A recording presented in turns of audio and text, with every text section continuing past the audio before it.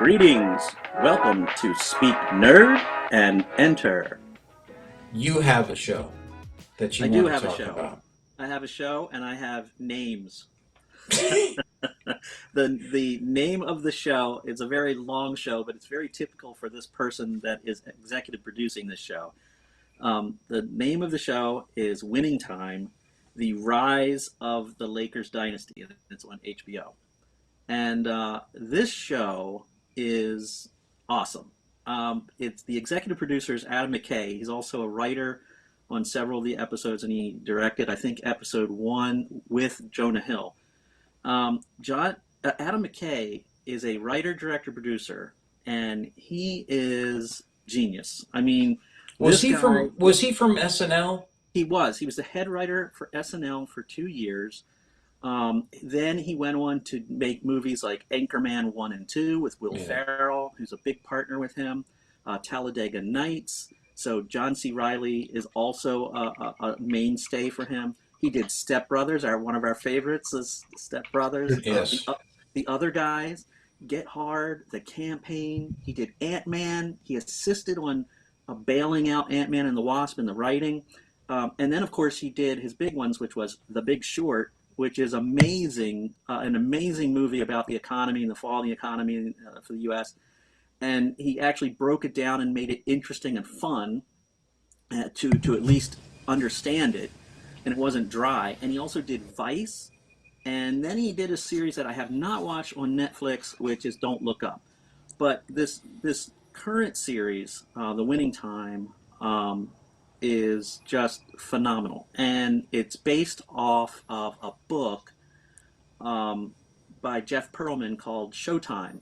It's Magic, Kareem, Riley, and the Los Angeles Lakers Dynasty. And they basically took that book, or these two guys, Max Bernstein and this other guy, Jim Heck, and they have this. They wrote up the show for a TV series, and executive producer was Adam McKay, and he started helping with casting and all. And right away, Will Ferrell wanted to be the lead character, Mm.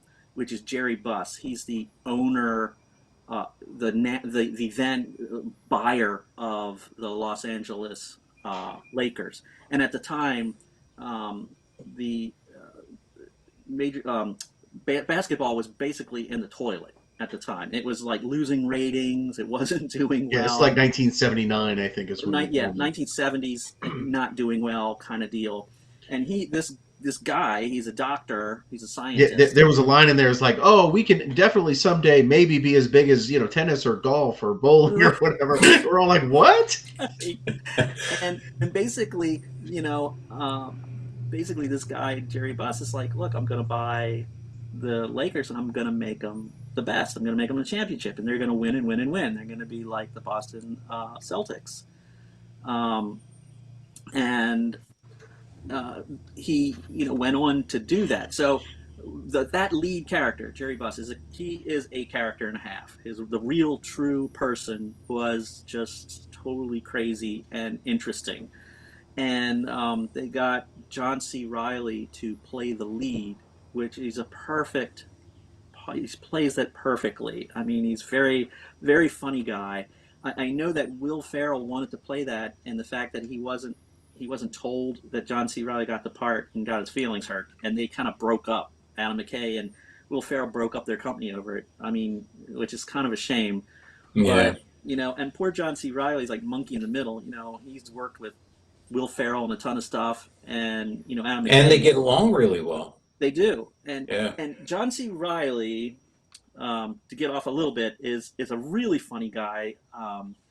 He's one of the things that I've enjoyed the most that he's done. I mean, he actually has a very prolific career, which like Walk Hard, the Dewey Cox story. Well, he has a Um, lot of dramatic success oh, before he all does. of Oh, he that, does. you know? He was in some movies that are really less known, like The Promotion. I think I was telling you guys about this before. It has a dude from American Pie. What's his name? William Scott. Swiss. Can't remember his first name. But the promotion is very funny about trying to get a promotion in a grocery store, and these two managers, they're going for the overall manager, and they're like competing against each other, and it's pretty funny. John C. Riley was also in another weird like comedy, Cyrus with Jonah Hill, Yeah. which is really weird, and that was directed by the Duplass brothers. But he is such a funny dude, and of course the cowboy movie, The Sisters Brothers, which is a great book, and I mean they changed it a little bit for the show, but he was with Joaquin Phoenix in that, and Jake Gyllenhaal, and the poor guy, I always forget his name from Rogue One, who was in it as well. He was the Imperial guy that Oh, the trades, pilot. the pilot. Yeah, he trades. You know, he becomes a traitor, Yeah. giving up the secrets, and he's in that as well. And that's a really good movie. But of course, John C. Riley also, like you said, serious acting chops. He did Stan and Ollie with Yeah. your friend and one of your favorites, Steve Coogan. Yep. Uh, Yeah. and that was a great movie. And then but he also does really funny, weird things. Like he's been on the Tim and Eric show, and one of the funniest things that I've seen him do is Dr. Stephen Brule, which is this character who is supposed to be like giving health tips for your health, Rules. and Yeah. rules, and he Yeah. gives all these tips for their news segment, and of course, you know, the type of thing where he, you know, gets drunk during a wine tasting segment, you know, and starts screwing everything up. Oh, And he can never get the names right. Always calling them Dingus. That's dingus. Yeah, great. he never gets people's names right. Um, of course, and as the show goes on, he gets more and more head injuries, and he gets weirder and weirder. Like he starts talking about like a bomber jacket. He calls him Brommer. I'm wearing a Brommer jacket, and you know, just really strange things. And Britza instead of pizza, and Broach.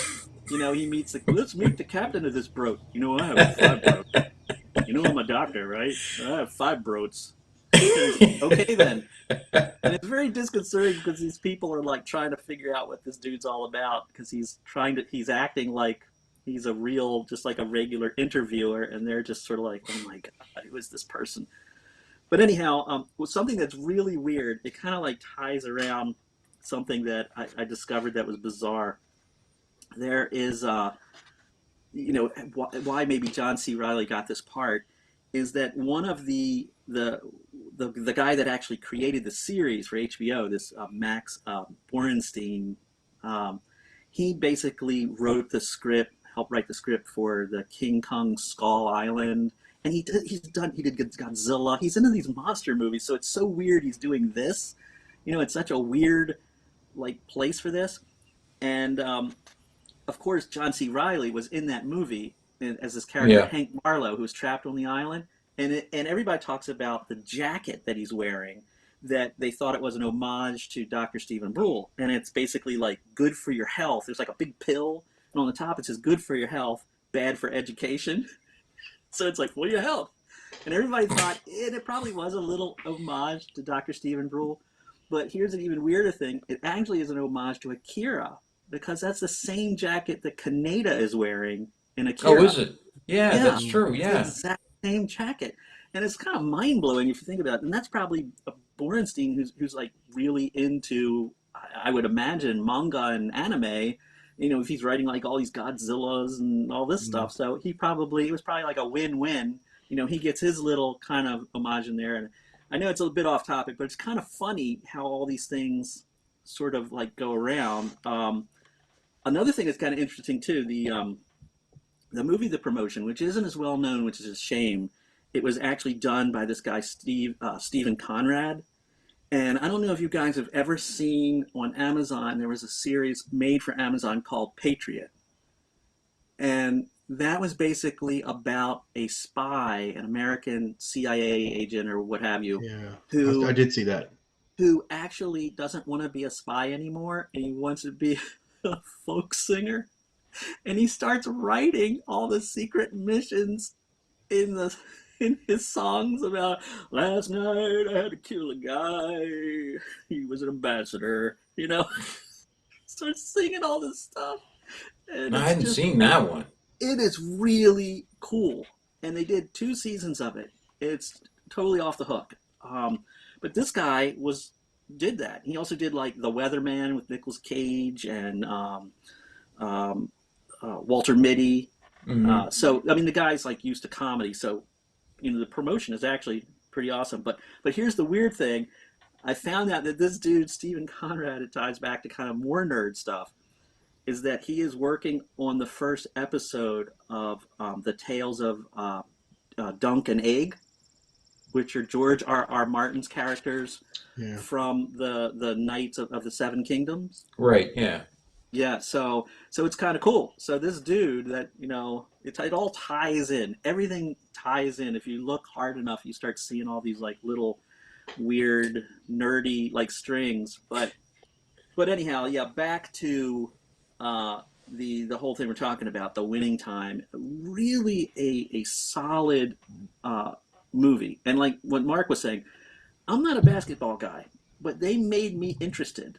And the way they have there's character asides, like periodically the characters, will be talking to each other, and then they'll look directly in the camera, like, you see what I'm Yeah, they having break to the do with? third wall all the time. They totally break Yeah. it, and it's so much fun. And then they'll show stats and stuff. Like at one point, Magic Johnson's like he's getting all these offers, and he gets an offer from uh, Nike that hasn't really isn't a company yet, and they said, "Look, we're going to put your name on the side of the shoe, and we can't give you the kind of deal that Converse and Adidas and all these other guys are going to offer, but we'll give you what was it like two It was cents, we'll give you $1 a pair a of dollar a shoes that pair, are sold, and we're going to give you some stock options, stock or options." like some stock in the company, which right now was at 18 cents a share. You know what I But of mean? course, he doesn't sign with them. He signs with Converse to get his. Can you put my name on the shoe?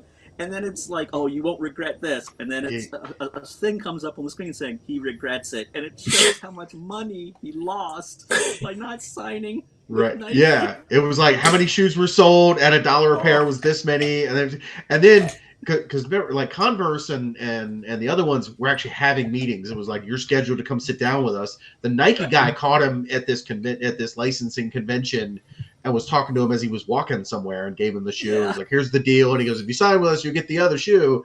And so when they talk about him regretting it, they cut to that salesman sitting at the bar, and he kind of looks at the camera and like winks, like, yeah, he regrets it. You He know what I regrets mean? it. Because obviously they And then wouldn't they sign show the Michael money. Jordan, and the rest is history. So Yeah, they show the money, how much money he lost or would have made on that option. So it's stuff like that that makes this show really interesting. And like when you have like the coach talking about for the Lakers, talking about how he wants to kind of reinvent basketball, because at the time it was very oriented in man to man. You play your area, and he said he wanted it to be more freeform, like jazz. And then they'll show a scene where the guys are playing, and they'll be playing a jazz piece. It's like, and you see them on the floor moving and everything, and it really is exactly what he was talking about. I mean, it's like so free form and spur of the moment, kind of like I see an opening here, passing the ball and all, and it's really really amazing and really makes you into the movie. And the level of acting is great. I mean, they've got two new actors in the show that really stand out to me. Is Quincy Isaiah, who plays Magic Johnson. I mean, the guy hasn't had a career really.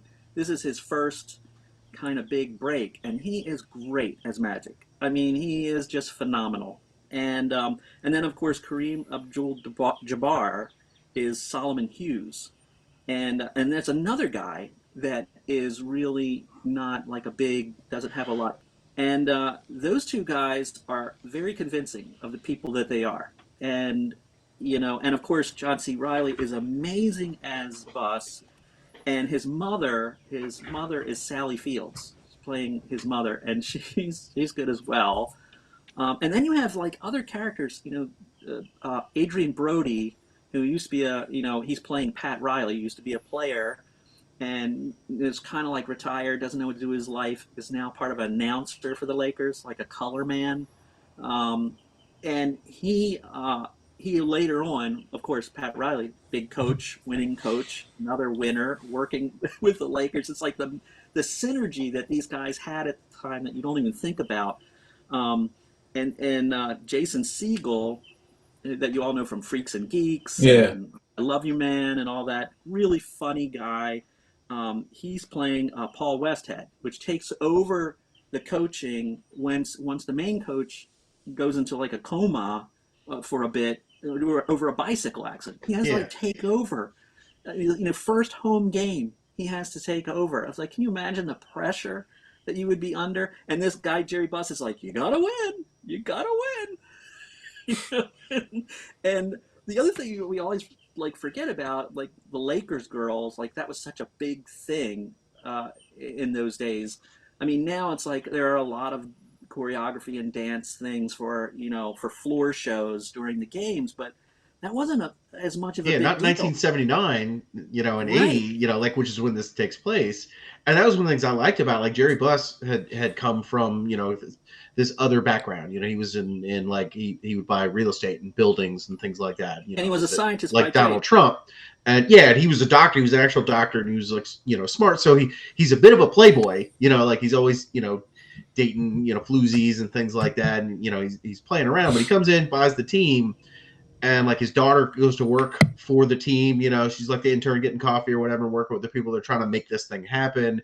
And you can see they're like, we need something. And they got the picture of like these 1950s girls in like the really long cheerleader skirts, but like something out of Grease or something, like, not like sexy ones. They're like, yeah, we want to do a thing like this or whatever. And you can see where they're dancing around, and at one point they're looking at this like ballet troupe almost doing the like the Right. can with the high kicks.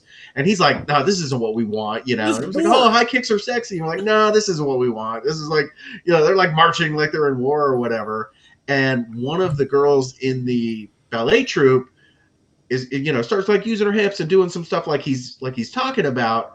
And the head person's like, that's it. This is not for us. We quit, And once you have her choreograph it. And it turns out that was like a 16 or 17-year-old Paula Abdul who Abdul. was in Right. high school and Yeah. lied saying she was 19 years old Yeah. to get into this prestigious like ballet troupe or whatever. And so the intern, Buss's daughter, like goes to, Topanga Park High School or wherever the heck she was, and hires her to be the lead Laker girl and to kind of put on this show or whatever. And so like, like I knew she started on the Laker girls, and I don't know how true all of this is, because No, I sometimes They they did heard the that. translate basics things, back but I then. didn't know if she Yeah. was the one that started it and became like the head Laker girl and like really created it. Like I didn't know that. So if it's true, I was like, oh, that was really cool. But even if it's not true, it was really cool in the show to see this kind of person show up. And I'm like, oh, I know who she's going to Yeah. become later on. And that was a really neat thing to see. It was She's gonna really dance neat. with a cat on MTV. That's right. But I mean, it's like it's stuff like that makes the show like really special. And there's so many fun little things particularly with Kareem and Magic starting out. Bringing the orange juice in the morning paper. Yeah. At 6 in the morning, I want my orange juice, and Rookie, I want my orange juice and my paper, and I want it organized this way. And of course, every time Kareem keeps taking the orange juice and looking at it like, nope, and he's like trying all these different orange juices to try to make him drink it. And finally, he squeezes it himself and everything. He's like, come on, man. I squeezed this morning. This is good. He tastes like, pretty good. Yeah. That's And all and he then wants. later on in the show, you see him at his house, and his wife is just making that whole, you remember the frozen little Yeah. like, little Minute tub? She Maid. just dumps it in there and adds water. So it's not like he's getting really good orange juice at home, He's like, Right. oh, this is good, He's just So being a so jerk. he's not an orange juice snob. He's just messing with the guy, which was Yeah. awesome. So it was What good. What'd you think of it, Mark? What'd you think of it? I like Drew mentioned it, and I was homesick for 4 days last week. Got the cold or the COVIDs or who knows what it was. So I binged through all of it. Like I said, I started. I am not a basketball fan. I went to a Bullets game back in the day, and whatever. But like I don't follow basketball. And so like I'm not coming from this like I knew the history of the Lakers or anything. But it was a great show. Like it really captured Yeah. my attention, and it was fun to get that nostalgia of my childhood, but seeing some of these I mean, who hasn't heard of Kareem Abdul-Jabbar and Magic Right, Johnson man. and Pat Riley? And like, you know, I'm familiar with them because I'm alive in America, right? And so Right. it was really neat to see the show and how they tied all that stuff. And I recognize a lot of the actors. This was really cool to see them, you know, in you know, Adrian Brody and Yeah, whatnot. Like, man. it It's was really awesome. cool. Like I said, it's well done. It's humorous without being a comedy. It's, you know, like I said, I really enjoyed it. It's not a show I would have just like scrolling through watching. It would have been like, oh well, let me watch this show. But on Drew's recommendation, I jumped in. Like I said, I'm hooked. I'm waiting for the next episode to come out. I want to find it, and I Yeah. purposely found myself not trying to Google how true this is or that because I Right. almost don't want to know. I want to let the show happen. You know what I'm saying? Like I almost Googled the coach. He's going to go play tennis and he's riding his little 10-speed bike and he almost gets hit by a car but doesn't, and we're like, oh thank goodness he didn't get hit by a car. And then his like, you know, something breaks on Great. his rear brake Right. like breaks, and so when he brakes only the front tire goes and he flips over the handlebars and hits his head and goes sliding down the street, and you know, it's a really bad accident, and you know, ended up in the hospital. And said, you know, like I was almost trying to Google that. Oh, did that really happen? How bad was it? But I'm like, no, I'm gonna wait till I'm done watching the show and To have him Yeah. and run. then finish it Yeah. and then have them After ruin the it. It show, was he just skinned his knee, decided to take a week off. You know, after the show, I Googled it and it was like, you know, that he did recover and, you know, but he ends up losing. It's a shame because he really reformatted everything. And after he comes out of the coma and all, he ends up losing his coaching position. But apparently, you know, and we'll probably find, you know, Jerry Buss like knew or had finances in another basketball team, and he felt so guilty for letting him go. He lets him become, you know, he gets him the head coach job there, and he does great like the first season, but then he falls off and doesn't do as well. But I mean, it's just we haven't even gotten to Larry Bird yet, which is they set you up with the hey, look, these guys are huge rivals in college. Mm, You know, they played in the yeah. championship game in yeah, college as rivals, and you know Magic Johnson's team wins, and of course Larry Bird though got this huge contract, and then of course yeah, more Magic's like, well, money I than want a Magic matching Johnson. contract, and then of course you know shoes the same deal. Well, I want what Larry Bird. I want more than Bird got if I was on the winning team, and now in real life, Larry Bird and Magic Johnson are like amazing friends. But when they initially were competitors, it was on. It was like incredible. And they got this guy, Sean Patrick Small. I don't know much about this guy who's going to be playing Bird, but I can't wait. I actually cannot wait. I think it's this next episode that's Is it coming up. okay? Yeah, All right, that we're going to and going see. back to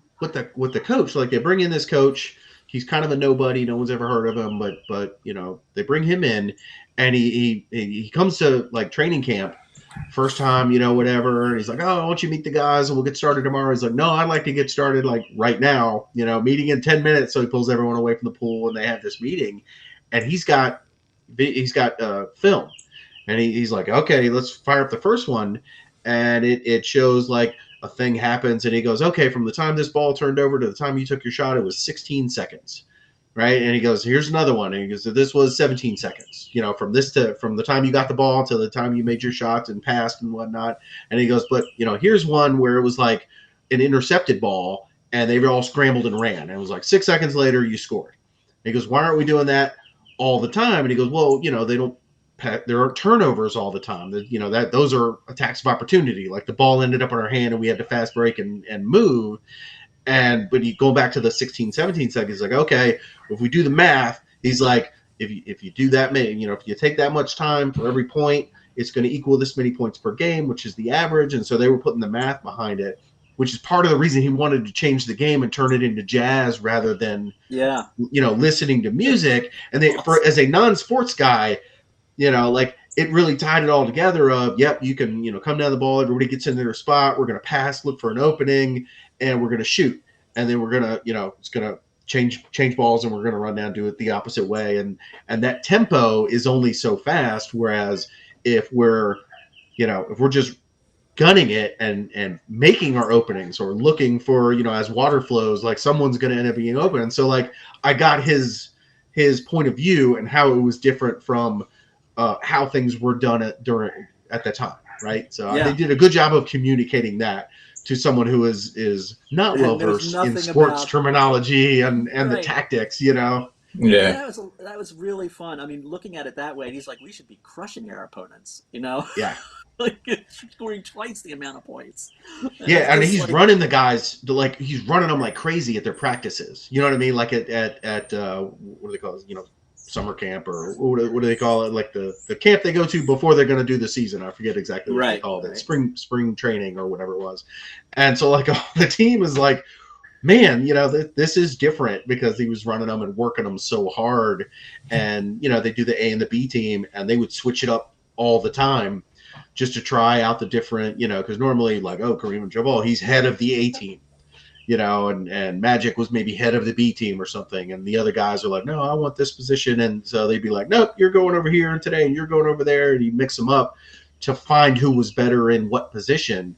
But he didn't care what you did; he cared what you know, under the new paradigm, who would do better where, and wasn't afraid to, you know, they even cut a couple of people Yeah. in the show. You know, you think you're going into training camp with your roster, and he's like, no. And so they actually cut a few people, which was, you know, in the show it was very dramatic. I'm not sure how expected it would have been in real life or how that works, but And they're also doing some fun stuff too. They're exploring like, you know, the whole idea of like you have these successful black men, you know, making all this money in basketball, and yet it's sort of creepy because you know the owners are they're like looking at them maybe like property, you know, and it's not a comfortable thing to look at, but it's all the players, you know, they're like, and you think about any sport, and it's sort of like that when they look at these guys, you know, do they see them, you know, as just an individual that has talent, or do they see them as this much money, you know? And it's sort of creepy. They'll like look at Yeah. people like,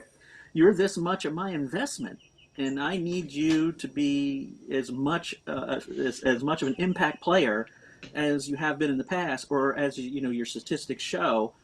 And I mean, it's interesting to see, and the influences of celebrity, which is you know how they deal with that, which is kind yeah. of Well, at one really point, you know, cool. they're going to parties and they're doing things, and who's the comedian that shows up?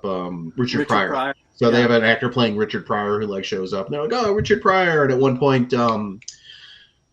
Bill Cosby, like they're at a movie premiere, and like Bill Cosby pulled up, and they're all like, oh my god, look, it's Bill Cosby, and these kind of things, who were, you know, obviously contemporary. And at one point, one of them says something about there's a difference between like being, you know, black person famous and white person famous. And so black person famous to them was like, you know, black people know who you are. White people famous was white people would come up to you and you know, want to get a picture or want to get an autograph. And so he was and won't like, grab their you know, Bill purse. Cosby is white people famous, That's what. and whatnot, you know. And again, it That's was what. all the black actors talking about this, so I'm quoting them.